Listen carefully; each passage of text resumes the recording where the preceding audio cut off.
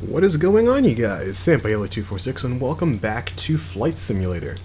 Now, I recently picked up a copy of X-Plane 10 Global, and I'm not gonna lie, I'm in love with it. I love the sim to death.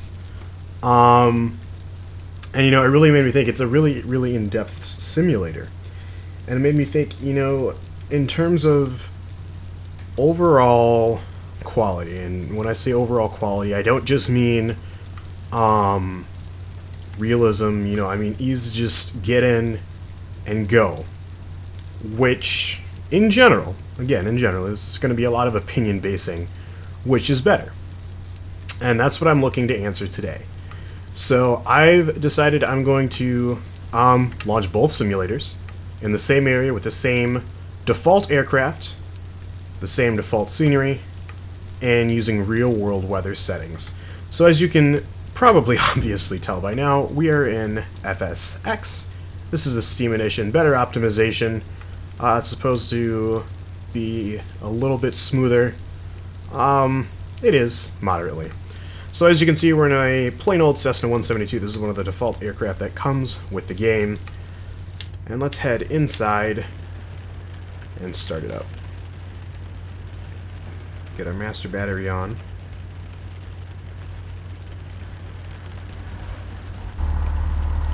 And I should note, before we get going too far here, I actually, the only mod that I was not able to take out of FSX, which is what we're on now, is the 3D Lights Redux, I believe it's pronounced, or Redo, however it is, R-E-D-U-X. That's the only mod I was unable to take out. And so that adds, let me see here, get some lighting going. So if you look at the beacon here, that square around it, that's not normally there. Likewise, the navigation light on the back of the rudder there, that's not normally as bright and as crisp as it is. The strobe lights don't really pop as much as they are, and the nav lights have a nice little box around them, as you can see. As well as the landing light doesn't produce that 3D beam that you're seeing. Normally, on the normal FSX, the landing light just looks like that, and that's all that you see until you get around to this point where you actually see the lens. But again, it's not nearly as bright and washed out. And I was just unable to take that modification out for whatever the reason be. So that's the only thing we're dealing with. And another immediate thing, as we're in the cockpit here, I'm moving my yoke around to get better access to my light switches underneath, which is extremely annoying. I do have this view, or there's some other alternate views like that. But one thing that I believe X-Plane does is it allows you just to click on the yoke here and make it disappear. I could be wrong about that, so don't hold me totally accountable. Anyway, let me stop yammering here. We'll get the airplane trimmed out. I'm just noting a bunch of little details as we go. So let's take a look at the trim tab here really quick.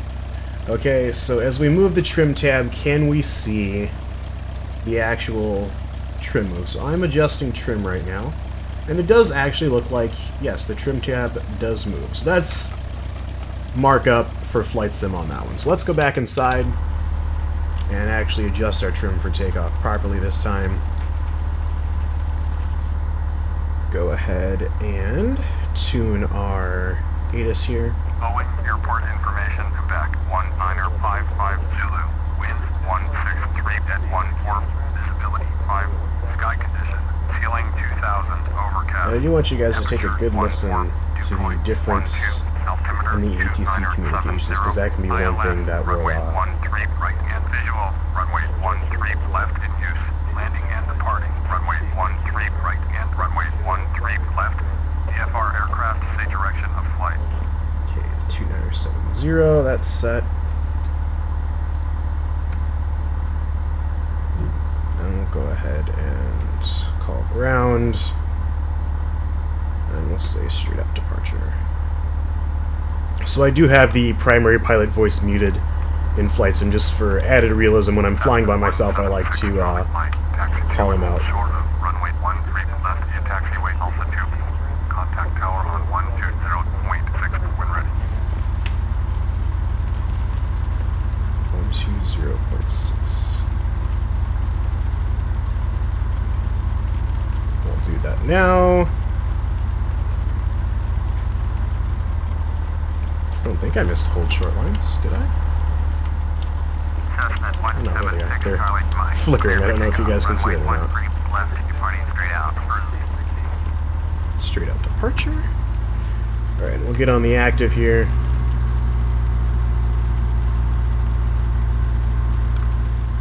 And again, this is all plain old default traffic, as I completely overshoot because I was looking down and not at my screen. And again, just make sure you take in all of the different elements. So it's currently just before noon as of the game time, and it's 57 degrees Fahrenheit outside, because again, when I switch to X-Plane, I will be using real-world weather. So we'll take off now. Slowly adding into full power. Trying to get back towards that center line. Whoa. Gusty. Trim out our ailerons a little bit. Start getting airspeed.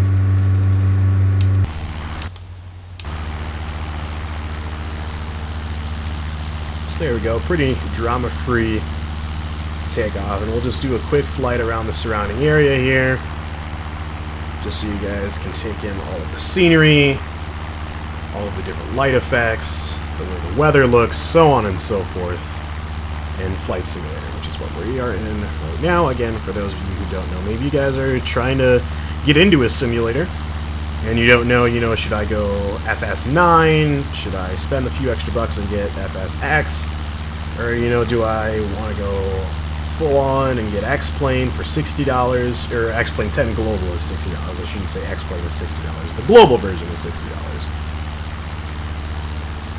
So we get a nice wide perspective here. We circle Boeing Field. Is that a bear we almost struck? Looks like a bear. And again, with the 3D lights, so you can see an aircraft out in the distance there. Normally you wouldn't be able to see that aircraft in normal flight sim. So that's, just a little thing to note. Not knocking flight sim or anything like that. Again, I grew up on Flight Simulator well before Laminar Research or X-Plane was around. Been flying flight sim before I could actually fly in a flight sim. So we'll turn out towards Seattle now. Keep going. Let's head back into the cockpit. Get you guys a good look around the cockpit here. So, for those of you who have watched any of my previous flight sim videos or know me personally, you know that I have actually dabbled in proper pilot training. I've flown 172Ss, that was the S model with the Garmin G1000. However, I have been in aircraft with just the standard 6-pack, which is what we have here. And I will say that the color pattern is pretty much spot on. No real huge discrepancies there. Looking around the rest of the aircraft, all in all, it doesn't look too bad. There's the beacon clipping through the aircraft. But yeah, all in all, it doesn't look too bad. Zoom in a little bit, and the textures do get kind of grainy. You can see the artificial horizon there really shows it well. But again, it's a default texture, it's a default aircraft, that's to be expected. So where are we altitude-wise? 2,500 sounds like a good altitude to hold.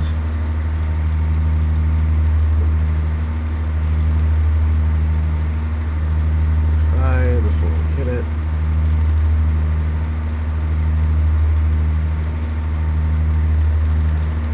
So we'll hold 2,500. Cessna 6 Charlie Mike. You are leaving my airspace. Frequency change approved. And we'll just leave that be. Because we're going to be coming back to Boeing Field in a minute anyway.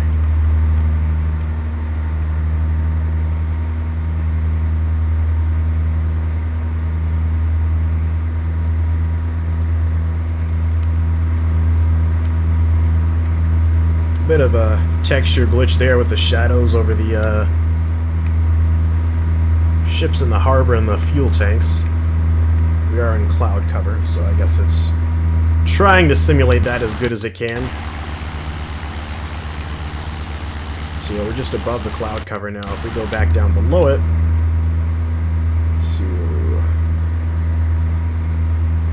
1500. Just letting the autopilot do a little bit of work.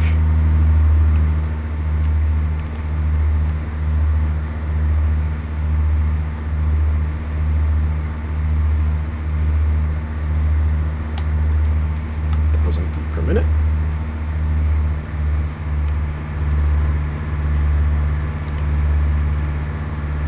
Little cruise ship down there. Let's head back outside for a little bit as we do a nice circle around the city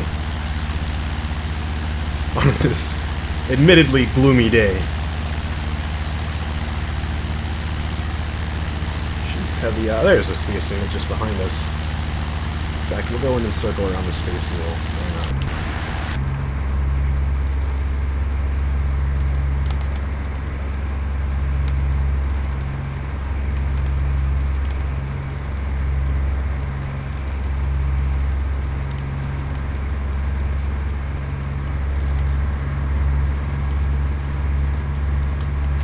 For the record, that was not a clearing turn, not in the slightest. What's going on with my autopilot? I'll just ditch it for now, I guess. Just fly on our own. Try and get back down below the cloud cover here as we approach the city again. Space Needle just off to our right there. Should be. There she is, just off to the right.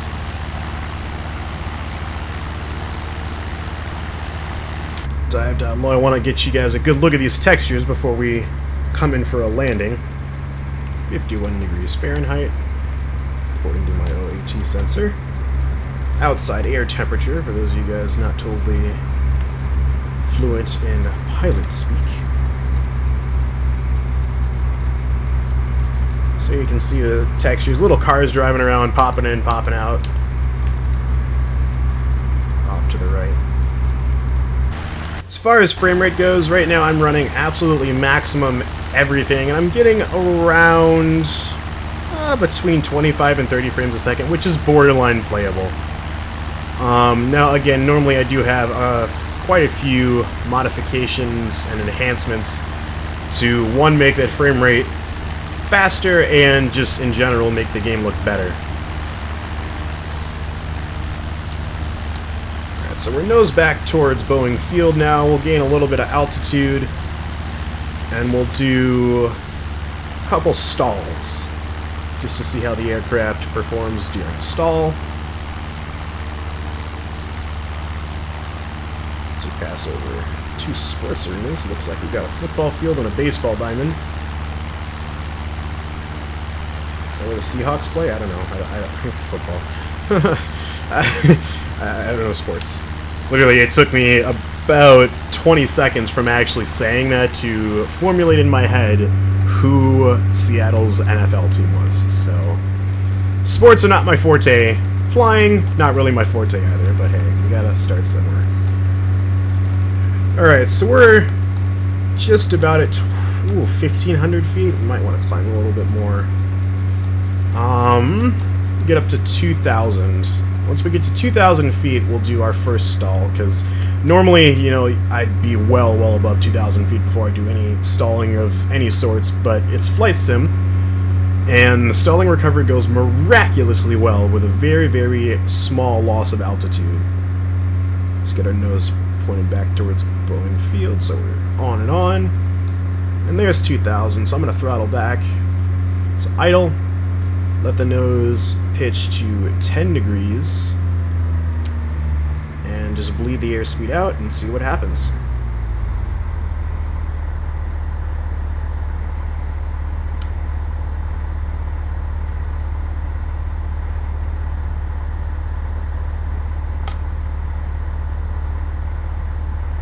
Slowly bleeding off airspeed. Try and maintain that 10 degrees of nose up. Just below 50 now, or just above 50 rather. Just won't lose airspeed. We must have a tailwind going. So we'll pitch up just a little bit more. We are losing altitude if you look at our VSI, so we'll pitch up. Here's the stall horn. Full back elevator now, and the nose just kind of flops forward. So we'll go into recovery. And like I said, we only lost just over 550 feet on that last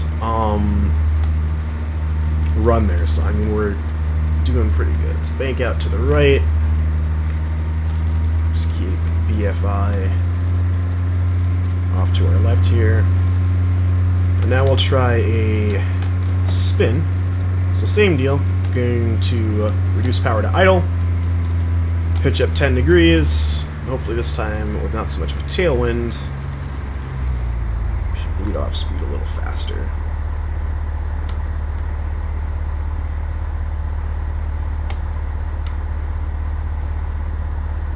Not really, so we're going to pitch up just a little bit more now. Still at idle power, as you can hear. Here's the stall horn. Full back and then full left rudder. And we'll even get a little bit of aileron dip going. Didn't want to do anything.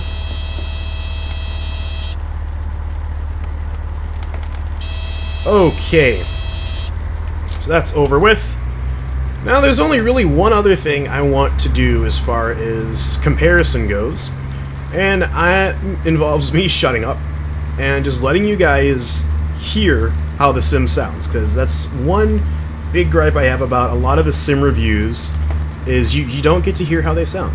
So I'm going to shut up now on this final approach, and I'll cycle in between the inside and outside views so you guys can get a full range of how the sim sounds. So from here till just after my touchdown point, you won't hear a sound from me.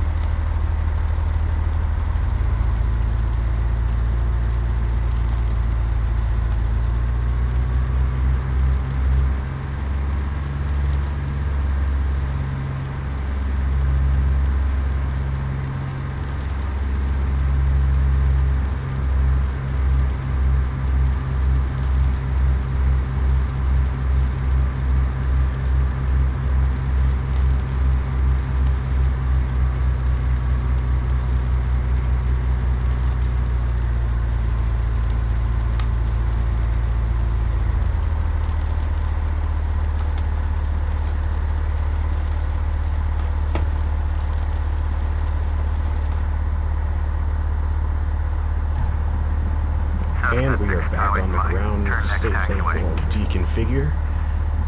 Clean the airplane up.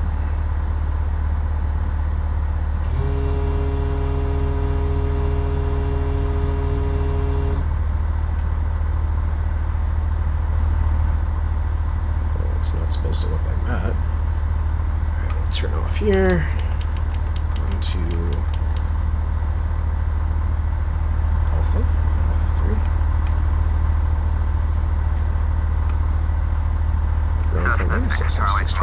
And we're not going to do that. We're just going to taxi over here to the left where we started out. Well, not exactly where we started out. It would be kind of a pointless taxi back.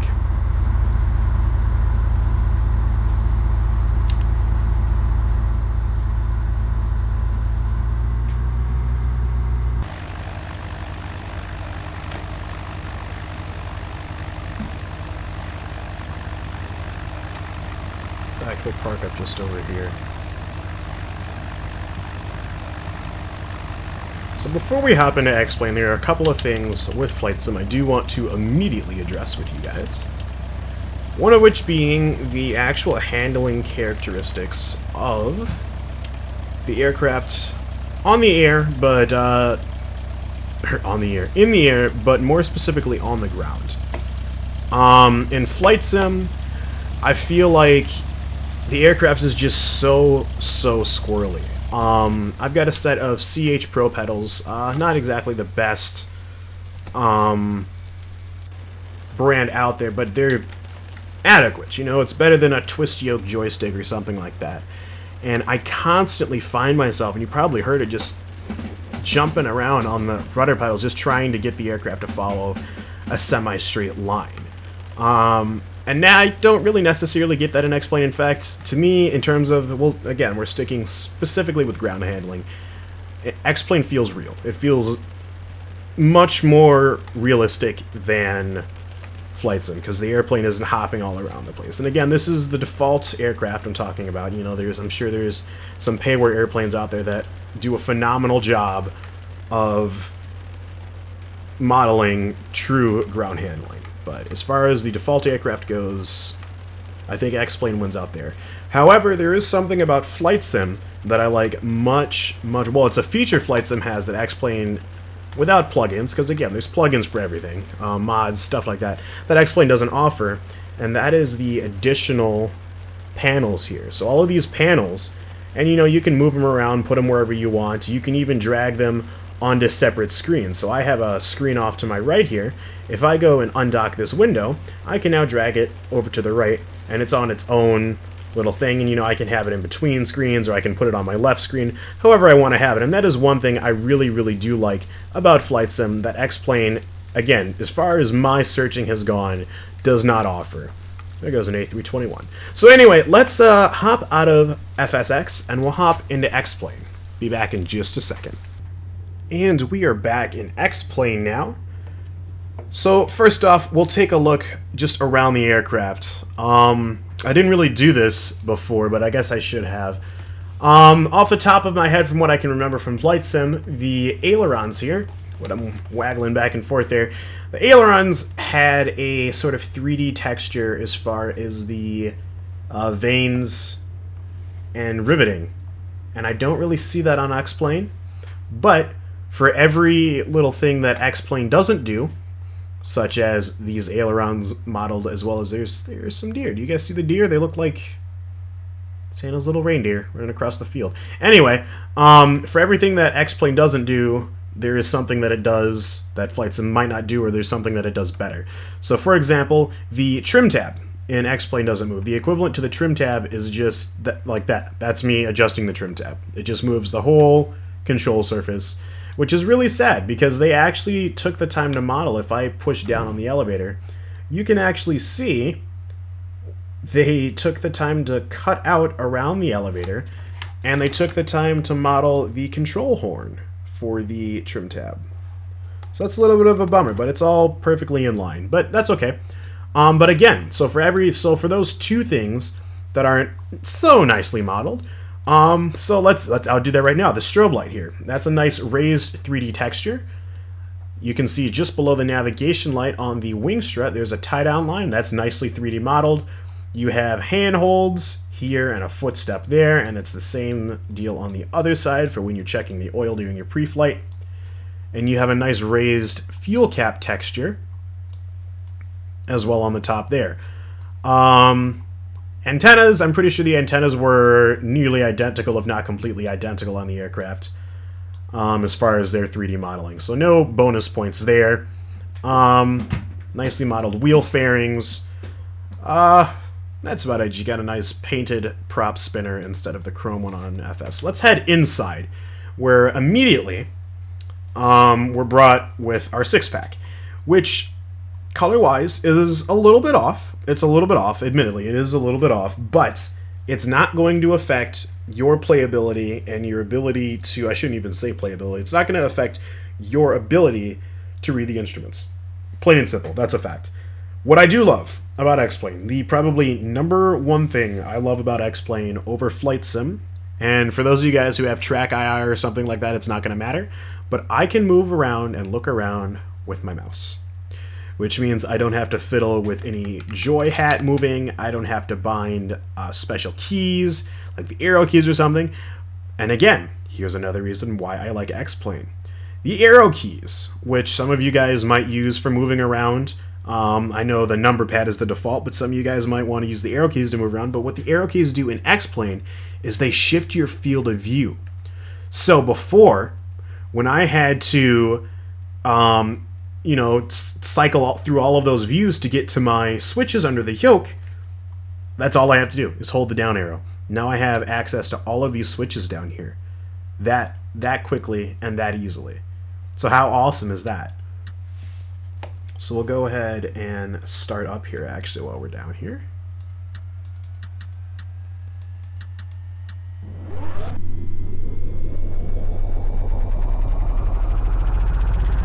So those of you guys who are 172 proficient, not pilots, but just proficient in 172 operations, like myself, will notice that that startup was possibly the most unrealistic startup ever. And I agree with you. The proper way to start a 172 is you go quarter throttle, like I had, and you actually lean the airplane out. I'm not going to lean it out all the way now, but you lean the airplane out, and you have the mixture full lean. You start the aircraft. Once the engine sputters, then you kick in mixture full rich, and the airplane starts, and then you bring power back to idle as the engine settles down. You can't really do that here. In fact, here, I'll cut the engine, and we'll do that again. So, quarter throttle.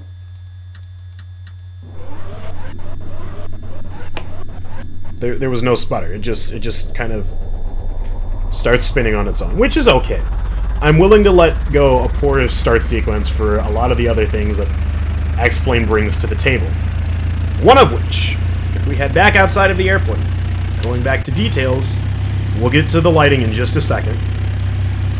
One of them is, let me adjust my field of view here. If you look at the tachometer there, just past my yoke, if I increase my RPMs, you can see the actual tachometer gauge move, and all of the other six-pack instruments will do that. I just can't model that right now because I'm on the ground, plain and simple. But anyway, while we're outside of the airplane, let's take a look at this gorgeous, gorgeous lighting, shall we? So, first and foremost, I think the thing that's catching everyone's eye right now is that big rotating beacon on the back. And I say rotating beacon, and I actually mean rotating beacon. It's not perfectly squared up to the light, but I am so willing to forgive that simply because it's a rotating beacon. Because Flight Sim doesn't perfectly square up their lighting either. You notice a lot of times the lights get offset. And in X-Plane, you can actually go back and custom set positions for each of the lights. I think you can do that in Flight Sim as well. But anyway, so that right there, like that is award-winning in and of itself. Again, if you know anything about the 172s, up until the past couple of years, where they started implementing actual LEDs as beacons on 172Ss, they all had just rotating beacons like you see on this one. It's a solid red light bulb. It might even be a clear light bulb inside of a red lens with just a mirror that rotates around it, and that was your beacon. Strobe lights. I like the strobe lights. Out of the box default strobe lights, I really like them. I can't tell if they're trying to model an LED, and again, there's a little bit of that lighting offset we were talking about. I am so willing to forgive that, because once you get out to like this distance away from the airplane, you don't even notice it. You don't notice it on the beacon, and you don't notice it really on the strobe or nav lights. I'm not, like I was saying, I'm not sure if they were trying to go for incandescent strobes with like the camera flash type strobes, or the newer LEDs that a lot of the newer SPs have. My guess, seeing as this aircraft actually came around during X-Plane 9, would be they're going to model in the standard incandescent flash bulb strobes. So, lighting, still on lighting, landing lights. Are you Flight Sim buffs ready for this? This is default lighting. Keep your eye on the landing light. Check that out. Okay, and I'm mesmerized by two things here. One of which is the artificial bloom of the landing light, because me personally, I wear glasses all of the time, so that's what I see. This is what I see when I see a landing light on a Cessna. I see that bloom there. Whether or not you 20/20 people or people with contacts see that, I don't know, but that's what I see. The other thing that I really, really love is the fact that the light isn't just on-off, on-off. It flares in and flares out, just like a real incandescent light bulb does. If you turn on a light at your house and you pay really close attention to it, if it's an incandescent light bulb, it doesn't instantly turn on like an LED. It flares in because you're heating an element to glow white hot. That's actually what's creating the light, is a element, filament, I guess you could call it. But it's a thin piece of metal that's superheated inside of a gas-free area so it doesn't burn, and that's what creates the light. And that takes a short amount of time. That's why a lot of people are going with LEDs, because one, they're cooler. They don't create as, not cooler in terms of style-wise, but they're temperature-wise cooler, and they're instantaneous as well. Well, nearly instantaneous. So back inside, there's a C-130 and a KC-10 waiting for me to move it, so I better hurry up. Going back inside of the cockpit, let's take a look at the cabin lights. Okay, so again, 172 proficient people, they're here, or non-proficient people, I should say. They're right here. So I can increase or decrease, but I can do it slowly, because again, it's not that instantaneous on and off. I can slowly increase, slowly decrease the backlighting, or bam, bam, bam, bam, bam, if I want to. Same thing with the interior lighting. I can slowly increase, slowly decrease, or bam, bam, bam, bam, go full flight sim on it. It's completely and totally up to me what I want to do with it. Anyway, let me get some... Oh, haven't turned the alternator on. Thank you, Enunciator. Get some ATIS going for you guys. 120.3. So that's my active Unicom, and then I want COM2 audio sales. Set our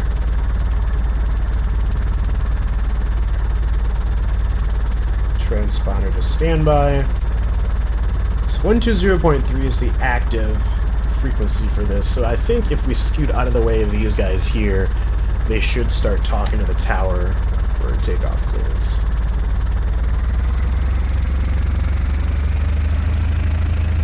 And that is another thing you're gonna notice. So in fact, here, before we get going here, to actually get ATC communications properly working in X-Plane is a bit of a faff.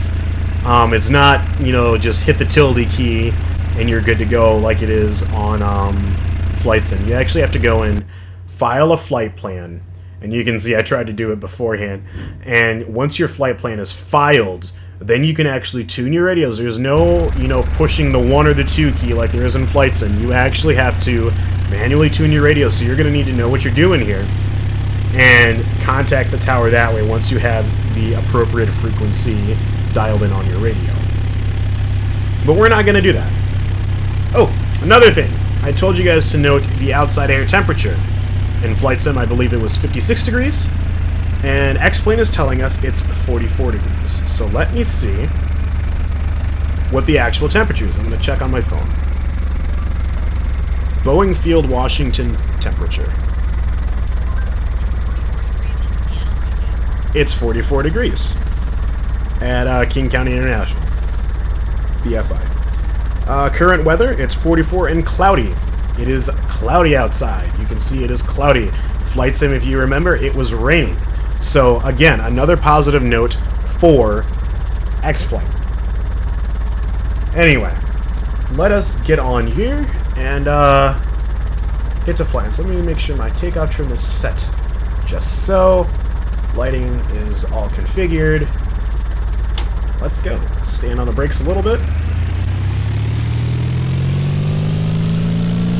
And like I mentioned before, taxiing the aircraft and just getting it on the takeoff roll is so much more realistic than Flight Sim. Even with modeling of torque and P-factor on in Flight Sim, you correct for it initially, and then after that you're good to go. Which to me I don't know, it just kind of takes the fun out of it, because you're not, okay, I don't want to say you're fighting the airplane the whole way, but you are making small corrections your whole run down that runway until you get up in the air.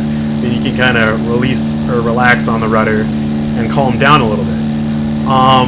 And that's, I don't know if you heard my pedals racking around in there, but that's what I was doing the whole time I was going down that way. And the same thing with taxiing the aircraft down. I really, really, really enjoy taxiing aircraft in X-Plane, which is not something I can say about Flight Sim. So as we gain some altitude and head out towards downtown Seattle, let's take a look outside of the airplane at some of this scenery. So obviously that's the field we just took off from KVFI. Lots more dense. I'm struggling for words. It's 4 a.m. right now. A lot more density. In general. Again, these are full max settings, and it just looks more alive, and I don't know how to describe that properly, but it just looks more alive. There's more of it, there's none of that auto-gen stuff, and again, I will say that at times X-Plane kind of does get it wrong. If you go to Innsbruck in Austria, and you take off from there, there are like, I want to call them almost like Russian-style apartments, like kind of run-down-ish apartments. I guess, okay, that's a little bit racist of me to say, but they're just kind of run-down apartments at the end of the runway. And there's no such thing as that.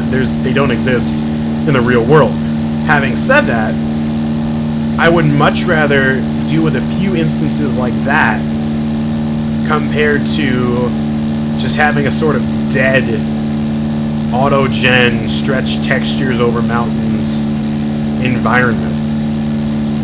Now, I will say that having this sort of generation engine for X-Plane does kill the frame rate a little bit. In FSX, I was getting a little bit over 25 frames per second, whereas right now, again, on max settings while I'm recording, I'm getting about 22. Average of 22. Dips a little bit below, it goes a little bit above, but an average of 22. Which again is borderline playable.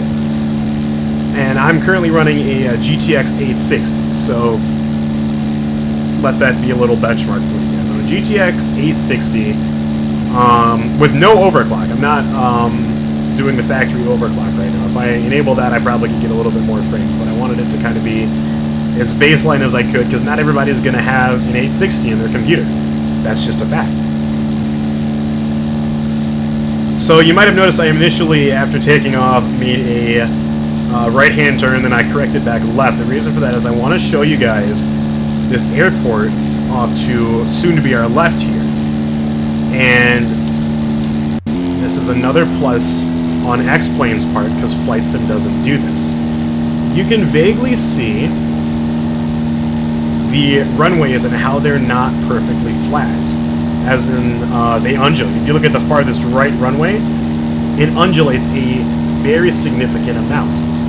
And, you know, not only in terms of realism is that a cool thing, but it just adds so much to the simulation, because if I'm approaching an absolutely flat piece of concrete every single time I touch down at an airport, I more or less could do it the exact same way every single time I do it. Obviously weather permitting and all that sort of stuff. But, you know, if I've got a runway that undulates or something, if I miss my initial planned touchdown zone, I'm going to have to figure out, you know, okay, the runway's doing this, the runway's doing that. What do I need to do to, you know, get the aircraft down safely and land? So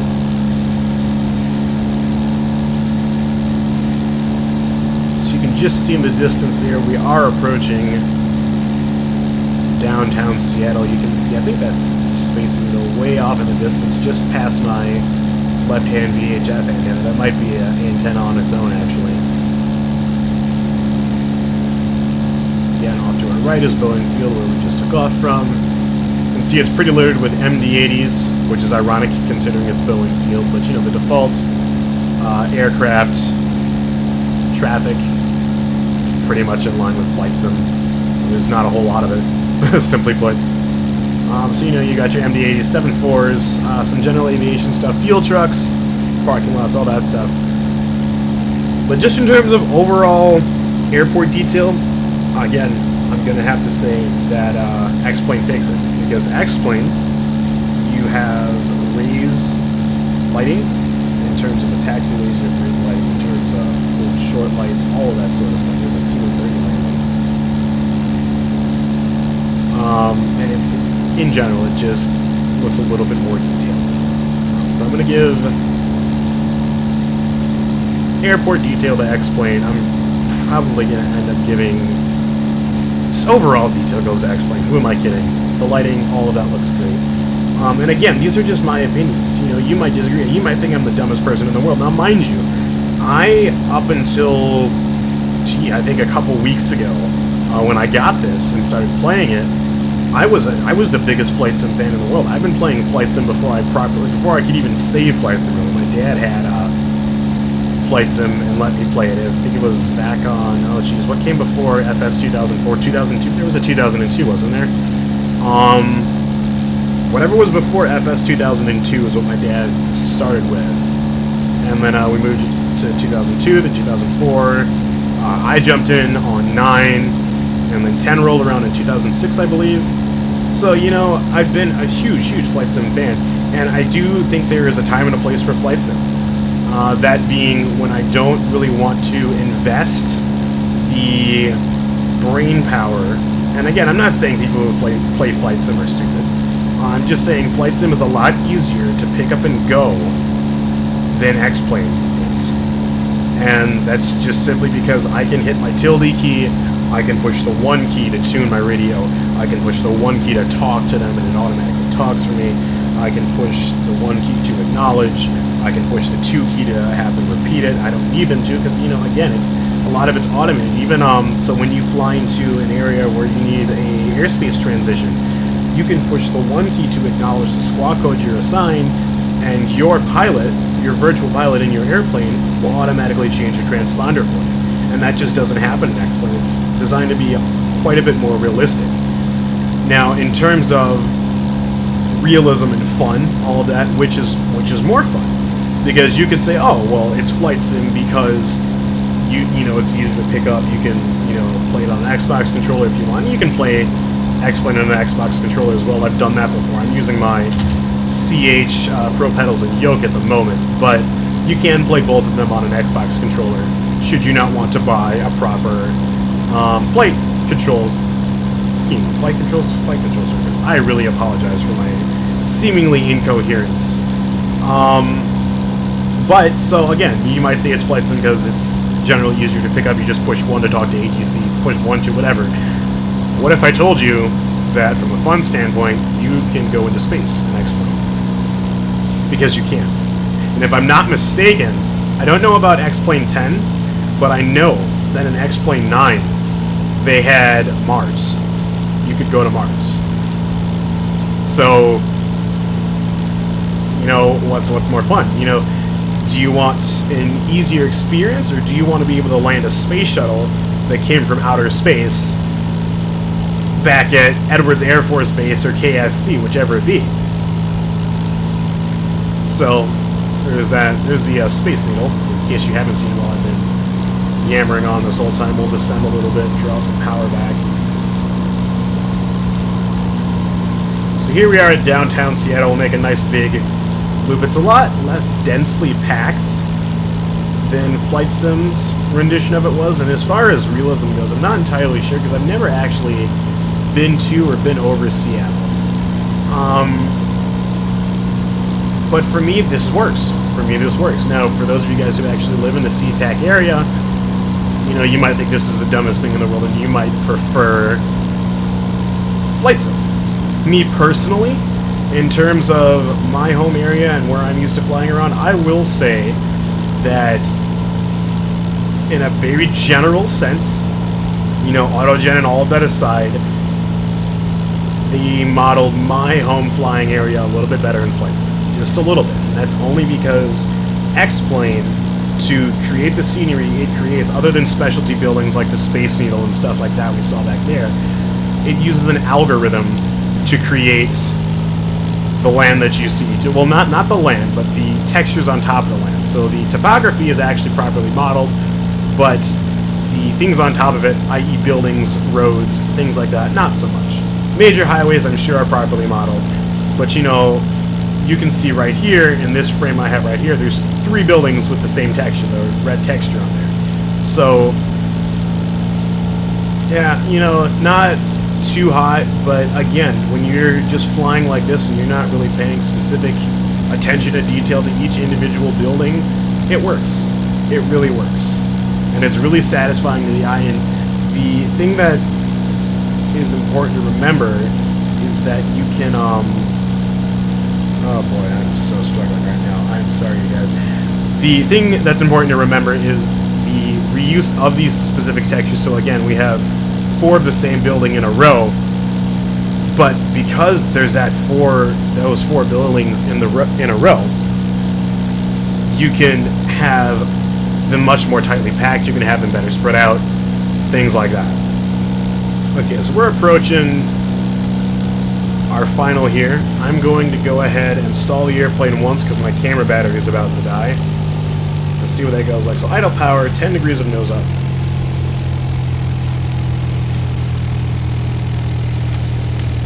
And we'll maintain. Still maintaining, still maintaining, still maintaining, still maintaining, still maintaining. Pulling really far back on the yoke now. Really far back. Full idle power, mind you. Here comes the stall horn. And personally, I like the way that the stall horn is introduced. So we're in a full stall right now. You can see our VSI. We're heading down at about 500 feet per minute. So I'm going to push forward, regain some of that kinetic energy. What I was saying is I like the way the stall horn is introduced. It's not a sharp ping, and there are some aircraft that do it that way. I've flown a 182 RG where it's actually a beeping tone that is on or off. So I'm not going to mark against Flight Sim, or I'm not going to mark against X-Plane for that. I'm just saying, personally, I like the way the stall horn is introduced in this airplane. It's a gradual thing. For those of you who didn't hear it, I'll do one more quick stall, a abrupt stall, to let you hear it.